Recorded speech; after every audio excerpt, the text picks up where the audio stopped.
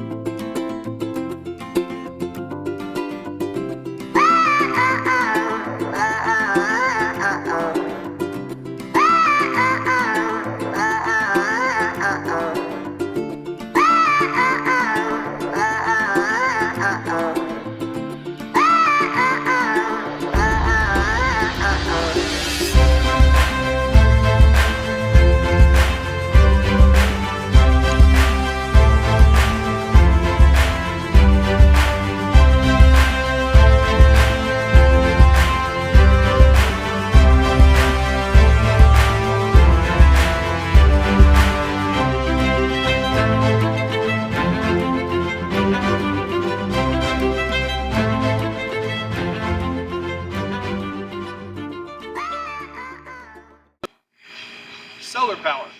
Hundreds of millions of billions of BTUs of energy are flowing from the sky every day, and we spend so much energy and time trying to get rid of that, the effects of the sun.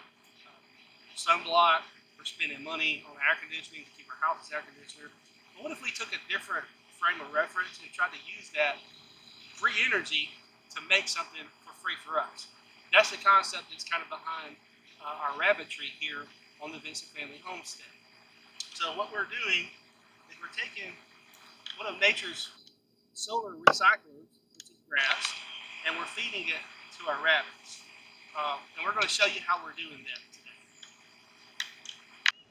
Okay, rabbits are really cool animals, I think, to have on a homestead, especially a small homestead. They don't take up a lot of space, and they can eat about 80% or more of their diet from just grass. And when I say grass, I mean grass that grows in your lawn. So one of the things, if you think about, and this is one of the inspirations also that I had, is how much money and gas and effort do we spend to just clean a lawn up, right? So imagine if I could take that lawn and take that grass and turn it into actual meat. That's what rabbits do. They can take the grass clippings that we grow. They love them. We feed our rabbits a mixture between dry food early in the morning, a little bit of it, and then in the afternoon when it's about their normal feeding time, which rabbits are, I think the term is diurnal. Could be wrong about that, Google it. But it basically means that they're active early, dusk, late evening, and early in the morning. So that's their time. They sleep during the day and they sleep in the middle of the night.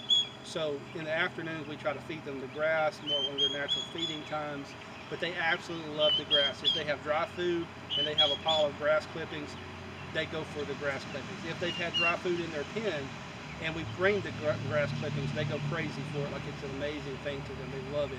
It's like amazing to watch.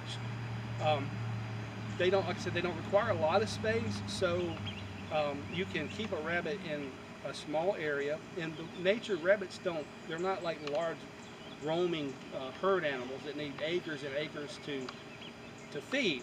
In nature, they just basically stay on the edge of grassy meadows, close to their burrow. They go out and they forage a little bit in the afternoon, forage a little bit in the morning, and then they go back and hide in their little burrows during the day.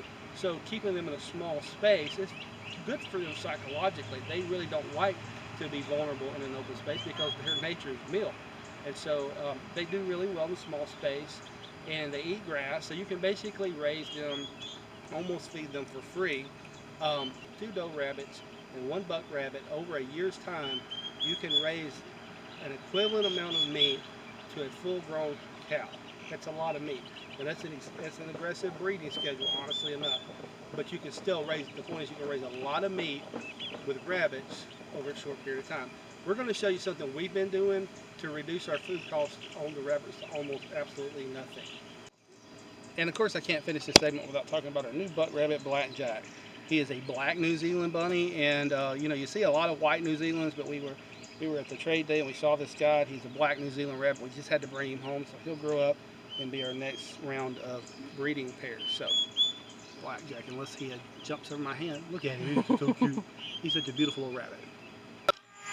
Okay, so this is the Sun Joe manual mower. I ordered this off Amazon for I think it was about $100. Had it shipped to the house. We were just at an antique mall the other day. I saw one of these old-fashioned versions of this, and it still worked after all these years. So these things hold up, and it works great. You may ask yourself why a manual mower versus a lawnmower. The difference is that the lawnmower actually bruises and tears the grass when it cuts it by slinging, and that tearing causes the grass to start to ferment. So that your rabbits, that fermentation causes digestive problems for the rabbits. So if you read, most people's advice don't feed them lawnmower clippings. These things right here don't tear the grass, they actually cut the grass like a scissor motion, which makes it perfectly edible and the grass doesn't ferment. Let me show you how easy this is to use.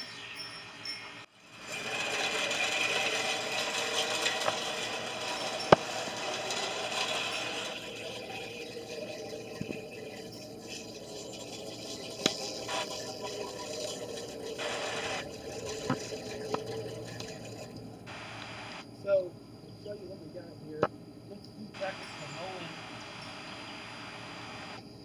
This right here is enough grass to mostly feed a small rabbit.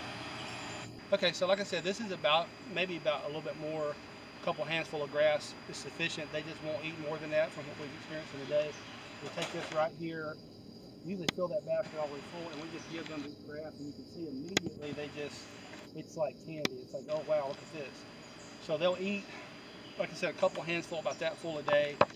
We have to take the Sun Joe manual mower and fill the bag up about once a day. Comment and tell us what you think, and please don't forget to subscribe. We'll see you guys later. It's good. Why are you laughing?